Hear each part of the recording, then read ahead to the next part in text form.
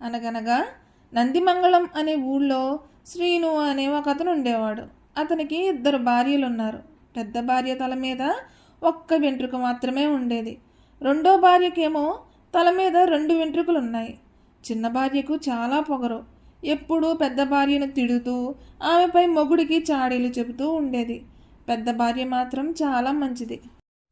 ఒకరోజు బయటకు వెళ్ళి 2 భార్యల్లో ఎవరు మంచివాళ్ళో తెలుసుకోవడానికి అయ్యవారి దగ్గరకు వెళ్ళాడు సీను. సీను చెయ్యి పట్టుకుని చూసి, నీ రెండో భార్య చాలా మంచిది అని చెప్పాడు అయ్యవారు. దాంతో ఇంటికి వెళ్ళి పెద్ద భార్య మీద కావాలనే గొడవలు పెట్టుకుని ఆవిడను ఇంటి నుండి తరిమేశాడు. పెద్ద భార్యకు ఏం చెయ్యాలో దిక్కు తోచలేదు. మధ్యాహ్నం ఎండ ఎక్కువగా ఉంది. గులకరాళ్ళ మీద కాలు పెడితే మాడిపోతాయేమో అన్నట్లుంది ఎండ. ఏడుస్తూ అలా వెళ్తూ ఉంది.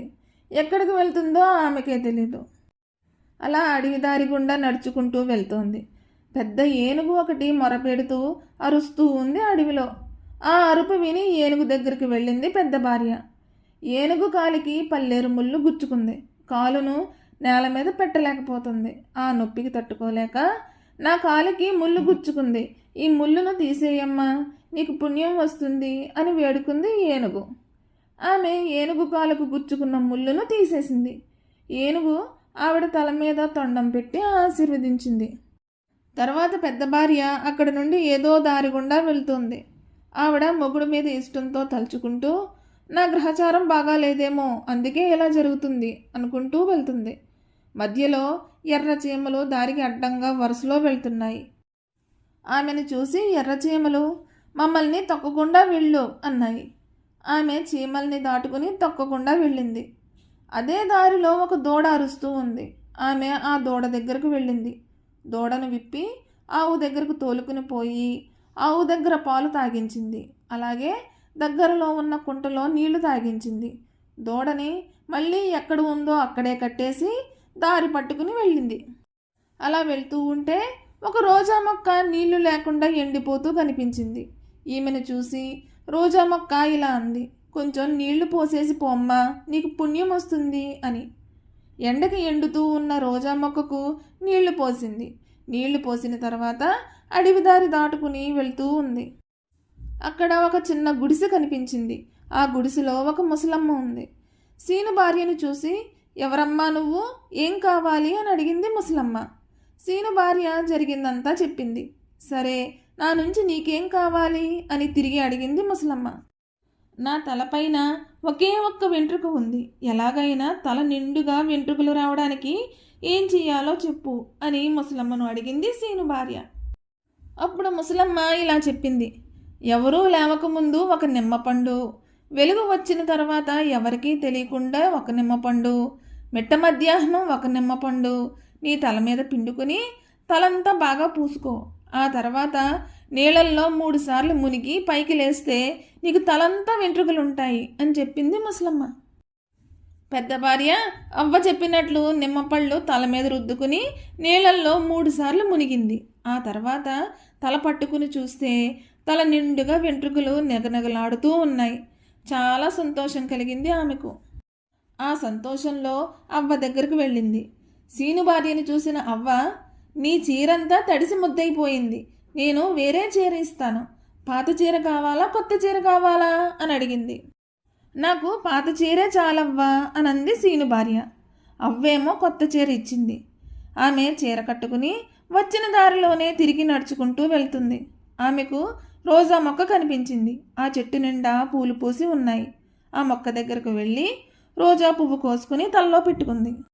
అక్కడ నుండి అలా నడుచుకుంటూ వెళ్తూ ఉంటే ఆవు కనిపించింది. ఆవు దగ్గర పాలు పితుక్కుని కడుపు నిండుగా తాగింది. అలాగే కొంచెం ముందుకు వెళ్ళింది. ఎర్రచీమలు చక్కెర కూడబెట్టుకుని ఉన్నాయి. ఆ చక్కెర నోట్లో వేసుకుంది.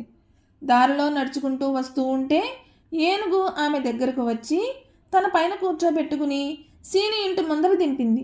పెద్ద భార్యను చూసి చాలా సంతోషం కలిగింది సీనుకి. పెద్ద భార్య మంచిది అనే విషయం తెలుసుకుని అబద్ధం చెప్పిన అయ్యవారుని తిట్టుకుని ఇక మీదట మంచిగా ఉండాలి అని అనుకున్నాడు. చిన్న భార్యను బుద్ధిగా ఉండమని హెచ్చరించాడు. చిన్న భార్య ఒక మూలన కూర్చుని ఏడుస్తూ ఉంది. ఈమె తలలో 2 వెంట్రుకలున్నాయి.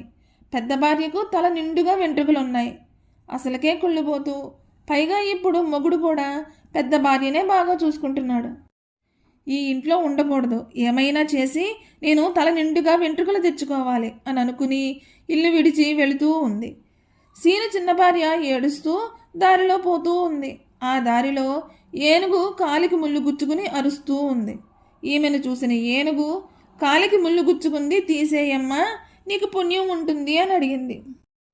సరి సరి, నా బాధ నాకు, నీ బాధ నీకు, ముళ్ళు తీసేది లేదు, గిల్లు తీసేది లేదు, పో అని కసురుకుంది చిన్న భార్య.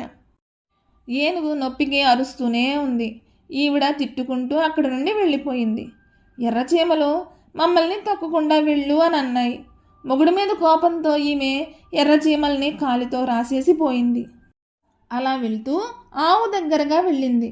అమ్మా, నీకు పుణ్యం ఉంటుంది, నా దూడ పొద్దున్నుంచి పాలు లేకుండా అరుస్తూ ఉంది, కట్టేసి ఉన్న దూడని విడిచిపెట్టు, పాలు ఇస్తాను అనంది ఆవు. నా మొగుడు ఇంటి నుండి తరిమేశాడని నేను ఏడుస్తూ ఉంటే నీ దూడకు పాలు తాగించాలా? పో పో, దూడని విడిచేది లేదు, ఏమీ లేదు అని కసురుకుని అక్కడి నుండి వెళ్ళిపోయింది చిన్న భార్య. అలా వెళ్తూ ఉన్న ఈమెకు రోజా మొక్క, నాకు కొంచెం నీళ్లు పొయ్యి అని అడిగింది. ఈమె నీళ్లు పొయ్యకుండా అక్కడ నుండి అవ్వ ఉన్న గుడిసె దగ్గరకు వెళ్ళింది. గుడిసెలో ఉన్న ముసలమ్మకు జరిగిందంతా చెప్పింది. పెద్ద భార్యకు చెప్పినట్లే ఈమెకు అలానే చెప్పింది ముసలమ్మ. ఈమె ఆశతో 3 నిమ్మకాయలు ఒకేసారి తలకు రుద్దుకుని నీళ్ళల్లో మునగడానికి వెళ్ళింది. నీళ్ళల్లో ఒకసారి మునిగి లేచింది, ఒక వెంట్రుక పోయింది. రెండోసారి మునిగి లేచింది, రెండో వెంట్రుక పోయింది. మూడోసారికి మామూలుగా బోడిగుండె అయిపోయింది. అయ్యో అనుకుంటూ అవ్వ దగ్గరికి వెళ్ళింది. వెంటనే అవ్వ చీరంతా తేమైపోయింది, పాత చీర కావాలా, కొత్త చీర కావాలా అని అడిగింది. నేను ఎప్పుడూ కొత్త చీరలే కట్టేది, కొత్తదే ఇవ్వు అని అన్నది చిన్న భార్య. దీనికి ఎంత గర్వం అని మనసులో అనుకుని పాత చీరగిచ్చింది ముసలమ్మ. నీటితో తడిసిపోయిన చీర కంటే పాత చీర కట్టుకుని వెళ్ళడం మంచిదనుకుని పాత చీర కట్టుకుని బోడిగుండు వేసుకుని వెళ్తూ ఉంది. దారిలో ఉన్న రోజా పువ్వును కోసుకోవడానికి వెళ్ళింది. ఆ మొక్క ఆమె చెయ్యికి ముళ్ళు గుచ్చేసింది. ఆవు దగ్గర పాలు పిదుక్కుని తాగడానికి వెళ్ళింది. ఆవు ఎడమకాలితో తన్నింది. దారికి అడ్డంగా వెళ్తున్న చీమలు ఆమె కాలిని కరిచి ఎర్రగా చేశాయి. అడవిదారిలో ఉండే ఏనుగు ఆమెను తరిమి తరిమి చిత్రహింసలు పెట్టింది. ఒక పక్క ఉత్తబోడిగుండు, ఇంకో పక్క చెయ్యి నొప్పి వేసుకుని మొగుడింటికి వెళ్ళింది చిన్న భార్య. ఈమె చెడ్డ బుద్ధులు తెలుసుకుని బాగా తిట్టాడు సీను. దాంతో ఆమెకు బుద్ధి వచ్చి కాళ్ళ మీద పడి మన్నించమని అడిగింది. ఈ కథ మీకు నచ్చినట్లయితే please like, share and subscribe to my channel.